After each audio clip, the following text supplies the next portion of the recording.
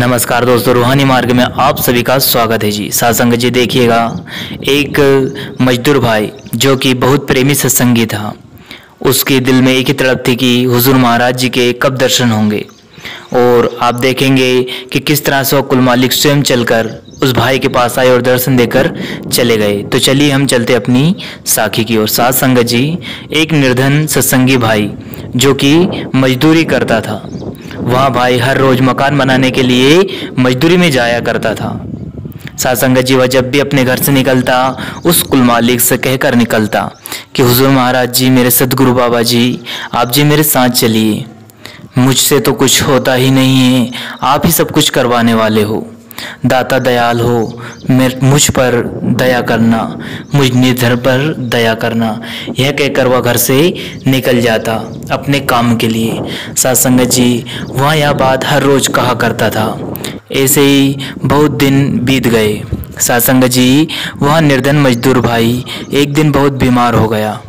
अब वहाँ धीरे धीरे उसके पास जो भी उसकी जमा पूंजी थी, सब की सब वहाँ धीरे धीरे खत्म होने लगी और वहाँ कमज़ोर भी हो गया। लेकिन उस मालिक की दया इतनी है कि आप देखेंगे कि किस तरह से उस दाता दयाल ने उस पर दया की। अब वह सत्संगी भाई अपने काम के लिए जैसे ही स्वस्थ हुआ निकल गया। सत्संग जी, वहाँ भाई सही से भोजन भी नहीं कर पाता था, लेकिन फिर भी काम पर गया और वहाँ मालिक से कहकर गया कि हे मालिक, मेरी रक्षा करना, आप ही हो सब कुछ मेरे। यह कहकर वह सत्संगी भाई वहाँ मजदूर काम पर चला गया।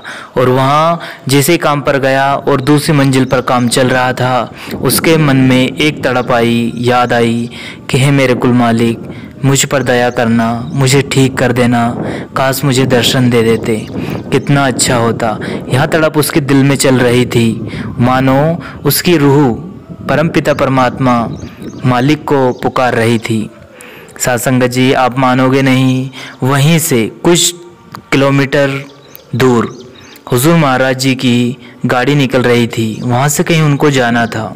सत्संग जी, तब हुजूर महाराज जी ने अपने जो ड्राइवर थे उनसे बोला कि आप उस रोड से नहीं, मैं कह रहा हूँ इस रोड से लेकर चलिए। सत्संग जी, आज हुजूर महाराज जी के जो ड्राइवर थे वहाँ सोच में पड़ गए कि हम तो कभी ऐसे रास्ते से गए नहीं, आज कुल मालिक इस रास्ते से क्यों जा रहे हैं। लेकिन उनका हुक्म था तो ड्राइवर साहब जी ने गाड़ी उनके कहे अनुसार दूसरे रोड पर ले ली। आप मानोगे नहीं, जिस बिल्डिंग पर काम चल रहा था उसी के पास हुजूर महाराज जी कम से कम 10 मिनट गाड़ी रोककर खड़े रहे और बहुत देर तक उस भाई की ओर देखा। लेकिन उस सत्संगी भाई अपने काम में व्यस्त था, उनकी तरफ देख नहीं पाया। और मालिक की दया देखिए, हुजूर महाराज जी 10 मिनट तक उसके पास खड़े रहे सामने और देखते रहे। और ऐसी दया की कि वहाँ दया उस दयाल की आप समझ सकते हो।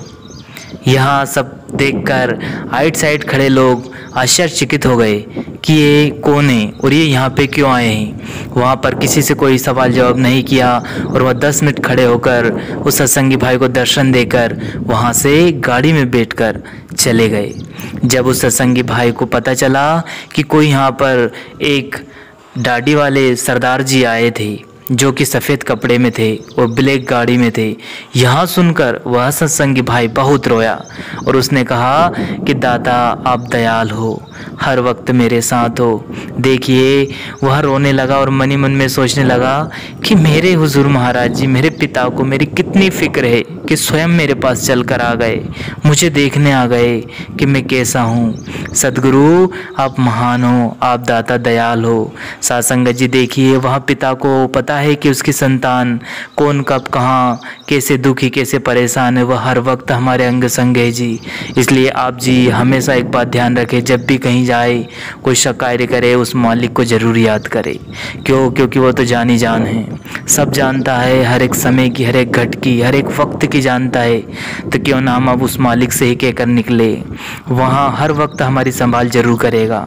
सत्संगत जी, इसी के साथ अपनी वाणी को विराम देते हैं जी। फिर मिलते हैं किसी और वीडियो में। जब तक आप जी अपना और अपनों का ध्यान रखें। धन्यवाद। सदगुरु आप सभी पर मेहर बनाए रखे जी। शुक्रिया।